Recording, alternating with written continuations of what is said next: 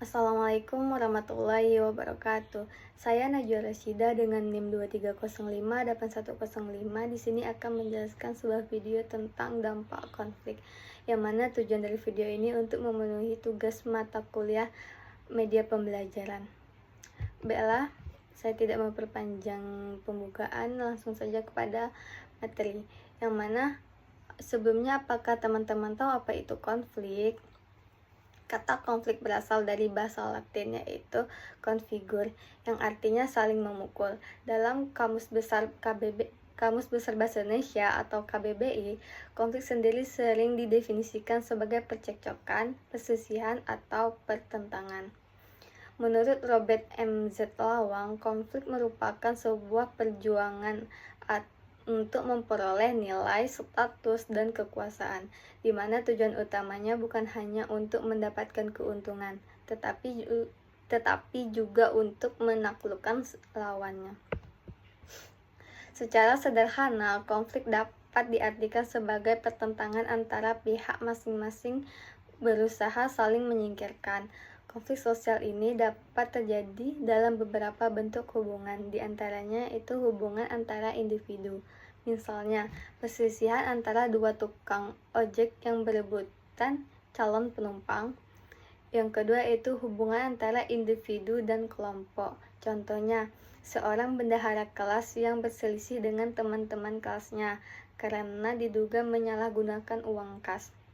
Yang ketiga itu hubungan antara kelompok dan kelompok, seperti bentrok antara kelompok pelajar, kericuhan antara pendemo dengan aparat keamanan, atau pertikaian antara supporter sepak bola. Sedangkan secara sosiologis, konflik diartikan sebagai suatu proses sosial antara dua orang atau lebih, atau kelompok yang berusaha menyingkirkan pihak lain dengan cara menghancurkan atau membuatnya tidak berdaya. Konflik merupakan suatu proses yang menyebabkan ketidakteraturan dalam kehidupan masyarakat. Tapi di sisi lain, konflik juga memiliki fungsi dan dampak positif bagi masyarakat. Konflik juga dapat didefinisikan sebagai adanya dua hal atau lebih yang berseberangan, tidak selaras, dan bertentangan. Konflik sendiri sebenarnya dapat memiliki dampak positif maupun negatif. Berikutnya itu adanya macam-macam konflik. Macam-macam konflik menurut Ralph Dahrenroth, yang mana ada 4 macam konflik, yaitu konflik antara atau yang terjadi dalam peran sosial, atau biasanya disebut sebagai konflik peran. Yang mana konflik peran adalah suatu keadaan di mana individu menghadapi berbagai ekspektasi yang berlawanan dari macam-macam peran yang dimiliki di masyarakat. Yang kedua yaitu konflik antara kelompok-kelompok sosial. Yang ketiga yaitu konflik antara kelompok-kelompok yang terorganisir dan tidak terorganisir. Yang keempat yaitu adalah konflik antara satuan nasional seperti antara partai politik, antara negara, atau organisasi internasional lainnya. Berikutnya itu adanya bentuk-bentuk konflik. Menurut Sujono Sukanto, terdapat 5 jenis konflik yang dapat terjadi dalam kehidupan bermasyarakat. Bentuk-bentuk konflik tersebut meliputi konflik pribadi, konflik politik, konflik rasial, konflik antara kelas sosial, dan terakhir yaitu konflik internasional. Konflik pribadi merupakan konflik yang terjadi antara individu satu dengan individu lainnya karena persoalan pribadi. Biasanya terpicu dari perbedaan pendapat atau sudut pandang terkait suatu masalah yang sama. Contohnya, 2 orang berselisih saat berbicara soal pembagian harta warisan dalam keluarga. Berikutnya itu konflik politik. Terjadi akibat perbedaan tujuan atau kepentingan politik antara individu maupun antara kelompok. Misalnya, perbedaan ideologi atau strategi antara partai politik, atau perselisihan antara pendukung partai yang berbeda menjelang pelaksanaan pilkada atau pemilu. Berikutnya yaitu konflik rasial, merupakan pertentangan antara kelompok ras yang berbeda karena perbedaan kepentingan atau budaya. Contoh nyatanya dari konflik ini pernah terjadi di Amerika Serikat dan Afrika Selatan, yang mana terjadinya diskriminasi terhadap kelompok kulit hitam yang terjadi secara langsung dan sistematis. Lanjut kepada konflik antara kelas sosial. Konflik yang dipicu dari perbedaan kepentingan di antara kelas-kelas sosial dalam masyarakat. Contohnya, perselisihan antara buruh dan manajemen perusahaan dalam memperjuangkan kenaikan gaji. Yang terakhir yaitu konflik internasional, yaitu konflik yang melibatkan beberapa negara atau kelompok negara karena perbedaan kepentingan antara negara tersebut.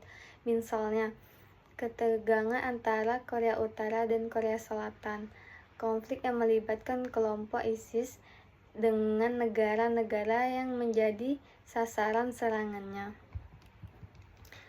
Berikutnya itu kita masuk kepada faktor penyebab terjadinya sebuah konflik, yang mana diantaranya itu adanya perbedaan kepentingan dan nilai sosial.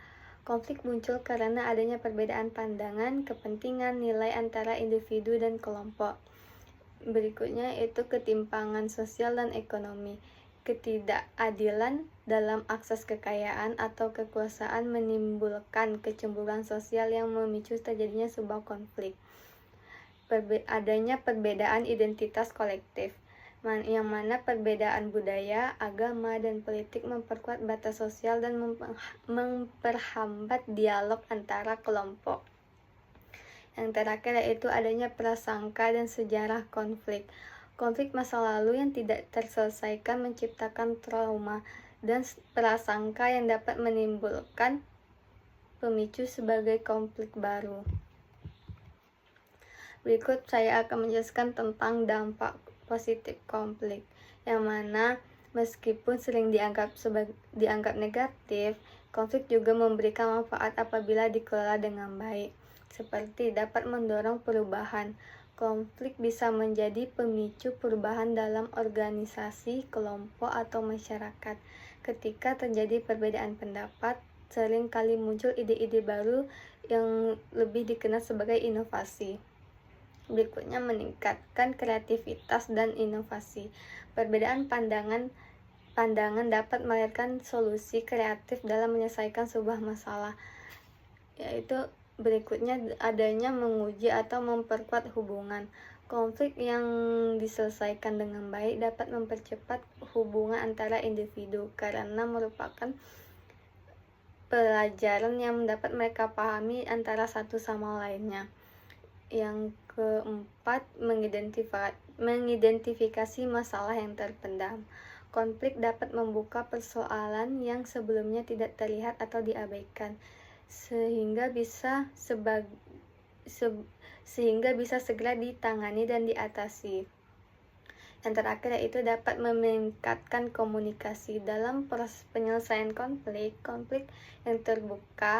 komunikasi yang terbuka dan jujur sering kali terbangun memperjelaskan harapan atau peran masing-masing.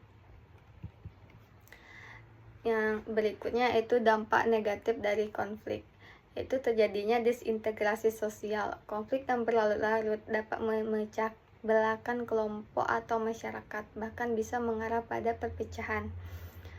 Yang kedua itu menurunnya produktivitas. Dalam dunia kerja atau sekolah, konflik tidak selesai dapat menurunkan semangat kerja, konsentrasi, dan produktivitas. Yang ketiga itu kerusakan fisik dan psikologis. Konflik fisik dapat menimbulkan luka, bahkan korban jiwa. Sementara itu, konflik psikologis dapat menyebabkan stres, trauma, dan gangguan emosional terhadap seseorang. Yang keempat yaitu kerusakan harta benda dan infrastruktur. Konflik berskala besar seperti kerusuhan peperangan dapat merusak bangunan, fasilitas umum, dan menyebabkan kerugian ekonomi.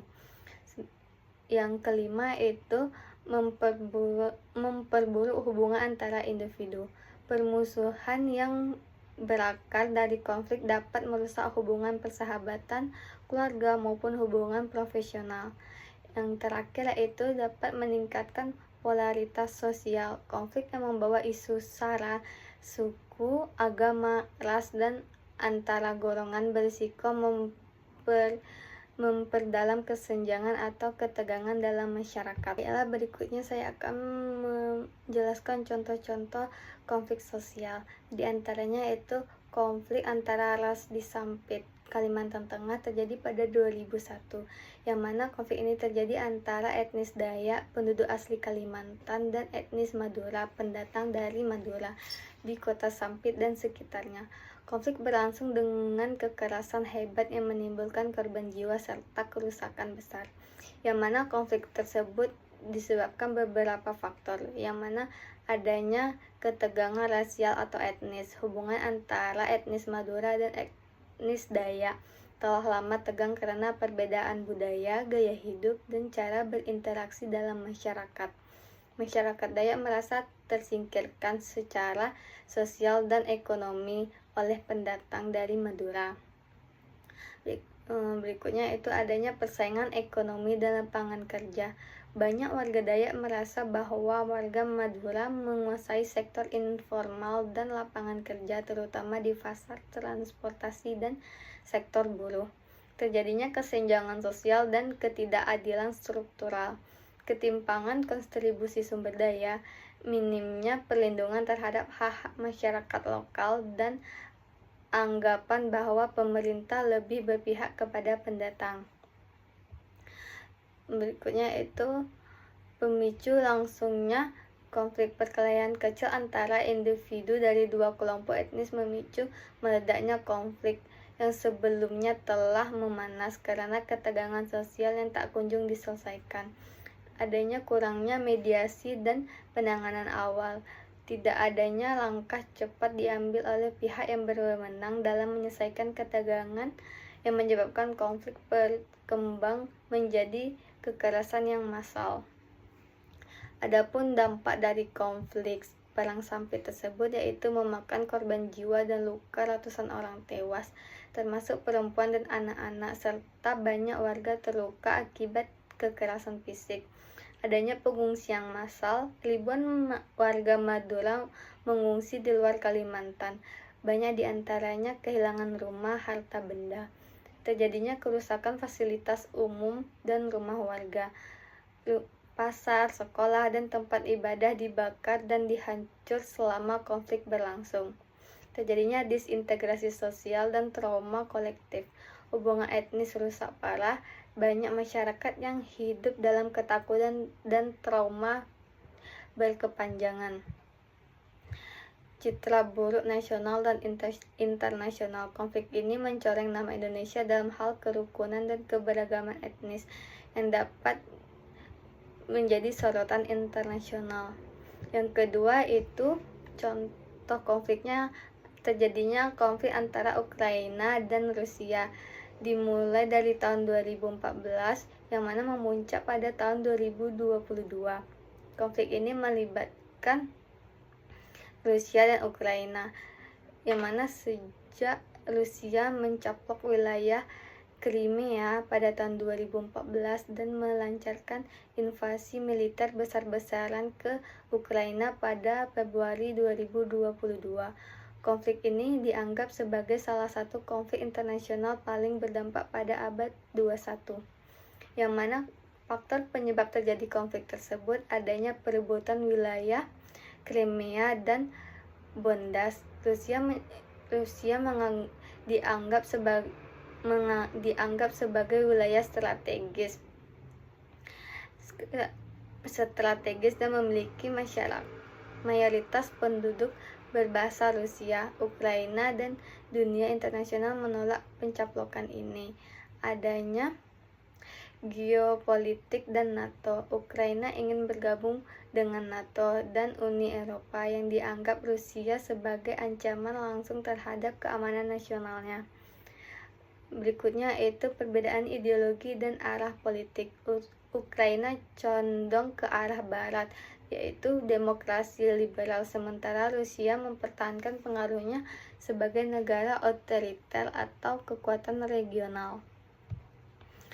Itu adanya pengaruh ekonomi dan energi. Ukraina memiliki posisi penting dalam distribusi gas dari Rusia ke Eropa. Kontrol terhadap wilayah ini juga mempengaruhi pada ekonomi dan energi global. Adanya sejarah dan nasionalisme. Rusia menganggap Ukraina sebagian dari dunia Rusia secara historis dan budaya, sementara Ukraina ingin menegaskan kemerdekaan dan identitas nasionalnya. Yang mana dampak dari konflik Rusia dan Ukraina ini memakan korban jiwa, ratusan orang tewas dan terluka. Lebih dari 10 juta orang mengungsi balik ke dalam maupun keluar dari Ukraina. Terjadinya krisis kemanusiaan dan ekonomi. Infrastruktur hancur. Krisis makan dan energi terjadi, terutama di Eropa yang bergantung pada gas Rusia. Terjadinya instabilitas global, harga energi dan pangan dunia naik drastis, perdagangan terganggu, dan ketegangan antara blok negara-negara barat dan Rusia meningkat. Terjadinya isolasi diplomatik Rusia. Banyak negara yang memberlakukan sanksi ekonomi berat terhadap Rusia, termasuk perbekukan aset, memutuskan perdagangan, dan pemblokiran teknologi. Terjadinya perang informasi. Selain perang fisik, terjadi juga perang propaganda atau serangan siber antara kedua negara yang bersekutu. Yang ketiga itu contoh konfliknya dari kasus demonstrasi buruh menolak UU Cipta Kerja pada Oktober 2020. Yang mana ribuan buruh di berbagai wilayah Indonesia melakukan demonstrasi besar-besaran untuk menolak pengesahan Undang-Undang Cipta Kerja atau UU Cipta Kerja yang disahkan oleh DPR RI. Demonstrasi ini terjadi di berbagai kota seperti Jakarta, Bandung, Surabaya, dan Medan. Adapun faktor penyebab dari demonstrasi buruh ini itu adanya penolakan terhadap penghapusan hak-hak buruh. Buruh menilai Undang-Undang Cipta Kerja menghilangkan banyak hak mereka, seperti pengurangan pesorangan, fleksibilitas jam kerja, dan ketidakpastian status atau kontrak. Adanya pengurangan keterlibatan buruh dalam perumusan undang-undang. Serikat Buruh menganggap proses pembuatan undang-undang tersebut tertutup dan tidak melibatkan suara pekerja atau masyarakat sipil. Adanya kekhawatiran akan eksploitasi tenaga kerja. Buruh khawatir pengusaha akan lebih mudah memberhentikan karyawan atau memperkerjakan buruh kontrak jangka pendek tanpa jaminan sosial. Adanya ketidakpercayaan terhadap pemerintahan dan DPR. Banyak buruh menilai bahwa undang-undang tersebut lebih berpihak kepada investor dan pengusaha, bukan kepada kesejahteraan rakyat pekerja. Dari demonstrasi buruh tersebut terdapatlah beberapa dampak sosial, yang mana adanya aksi unjuk rasa besar-besaran. Ribuan buruh turun tangan ke jalan lebih dari 30 kota. Aksi ini melibatkan pemogokan kerja massal dan mengganggu aktivitas industri dan transportasi. Terjadinya kerusuhan dan pembentrokan dengan aparat. Beberapa demonstrasi berujung ricuh dengan bentrok antara demonstran dan aparat kepolisian. Sejumlah fasilitas umum rusak dan banyak demonstran yang tertangkap. Terjadinya tekanan terhadap pemerintah. Pemerintah mendapat tekanan publik dan internasional untuk meninjau kembali pasal-pasal dalam undang-undang tersebut. Munculnya gugatan judicial review. Undang-undang Cipta Kerja digugat ke Mahkamah Konstitusi yang kemudian menyatakan bahwa undang-undang tersebut inkonstitusional bersyarat pada tahun 2021 dan meminta perbaikan pada tahun 2022. Dan terjadinya polarisasi konflik dan politik. Konflik ini memperlebar jurang antara kelompok pro pemerintah dan kelompok masyarakat sipil termasuk mahasiswa, LSM, dan buruh. Baiklah, mungkin cukup sekian video penjelasan mengenai dampak konflik dari saya. Apabila terjadi kesalahan atau ketidakjelasan dan penyampaian, mohon dimaafkan. Sekian dari saya. Assalamualaikum warahmatullahi wabarakatuh.